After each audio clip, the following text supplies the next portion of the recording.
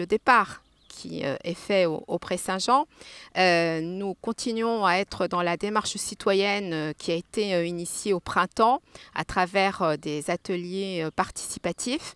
Et une autre manière de s'investir pour mieux connaître la ville, eh bien, c'est de la découvrir en marchant. Et donc, nous avons fait le choix de partir de ce quartier et d'aller au travers différents quartiers de la ville de Chalon-sur-Saône. Ce collectif, c'est un collectif qui s'appelle Atelier Citoyen Chalon 2020, qui est composé de citoyens chalonnais qui partagent les mêmes valeurs, des valeurs de gauche, des valeurs humanistes, des valeurs républicaines, et qui ont décidé de s'investir pour notre ville de Chalon. Toutes les personnes qui partagent ces valeurs sont les bienvenues, qu'elles soient encartées dans un parti politique ou non, qu'elles soient élues, ex-élues ou non. Nous voulons des personnes, des Chalonnais qui ont envie de s'investir pour notre ville. Le but est d'arriver à présenter une liste aux élections municipales de 2020. Il y a plusieurs ateliers, effectivement, qui ont tourné tous autour de l'investissement citoyen, de la démocratie participative et de la vision que nous avons de notre ville de Chalon, les points positifs, les points négatifs et ce vers quoi nous voulons aller. Et donc cette balade urbaine s'inscrit aussi dans cette démarche puisqu'on a fait ça dans une salle.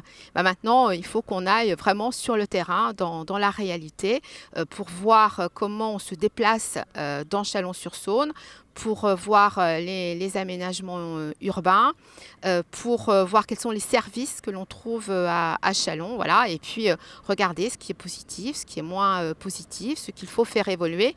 Et on ne s'interdit pas, puisqu'il y a un service qui s'appelle Allo Mairie, qui est maintenant ancien. Si on trouve des choses à réparer, on ne va pas attendre les élections, on va tout de suite alerter la mairie sur ce qui ne va pas. Cet atelier, on était entre 60 et 70 participants en général. Il y a des grandes lignes directrices effectivement qui se dégagent. D'abord, c'est une envie déjà de faire de la politique autrement et vraiment d'avoir une véritable consultation citoyenne sur les différents aménagements que l'on peut faire dans notre ville. Ça, c'est vraiment le premier point qui s'est dégagé. Ce qui est vraiment très critiqué chez nos concitoyens, c'est le fait que la population ne soit jamais impliquée dans les grands aménagements ou les principales décisions qui peuvent être prises pour notre ville. Donc ça, c'est vraiment le premier élément que nous souhaitons mettre en avant.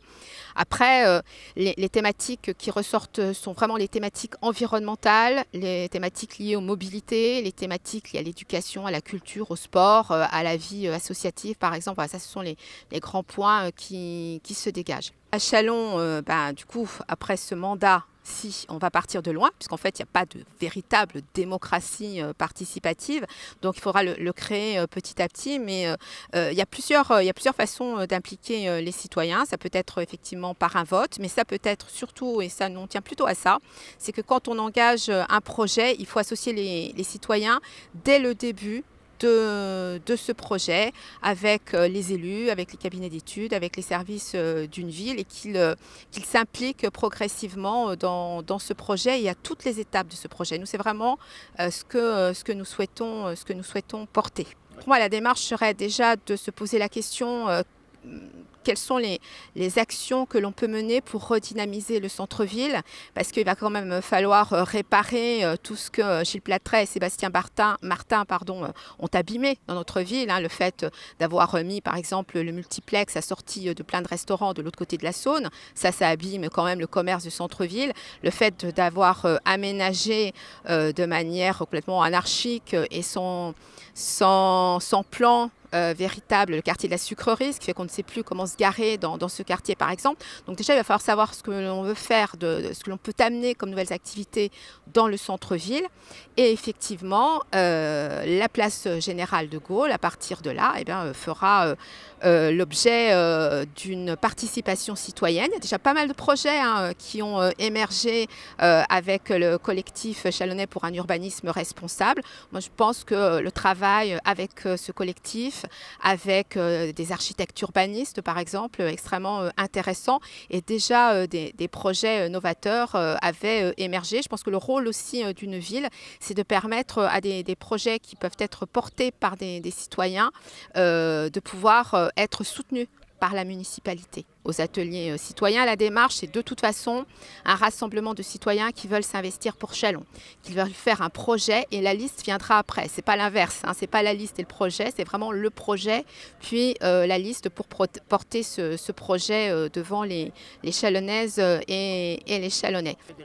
En cours de cette démarche, on voit bien les personnes qui s'impliquent, les personnes qui travaillent. Il faut savoir que quand on s'engage sur une liste, ça demande vraiment beaucoup d'investissement personnel, hein, ça demande vraiment beaucoup de temps.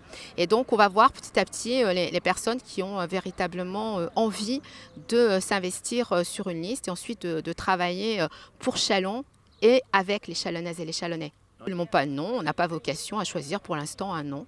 Nous sommes bien des ateliers citoyens Châlons 2020. Et nous sommes ouverts à toutes les personnes qui ont ces démarches participatives parce qu'elles sont amenées, à mon sens, à converger. Ce matin, nous sommes partis de ce quartier des Prés-Saint-Jean, tout d'abord parce qu'on va le terminer par un pique-nique. Et donc, il y a une aire de pique-nique, donc pour nous, c'était important. C'est un quartier dont la rénovation urbaine a été stoppée. Donc ça, c'est aussi le premier élément, mais on va pas rester dans ce quartier, on va monter sur le plateau, Saint-Jean-des-Vignes, on va frôler aussi, on va passer dans les Aubépins, voilà. Et donc, comme je l'ai dit tout à l'heure, nous allons regarder comment nous nous déplaçons dans cette ville, quel est son environnement, toutes les conditions environnementales que l'on peut voir.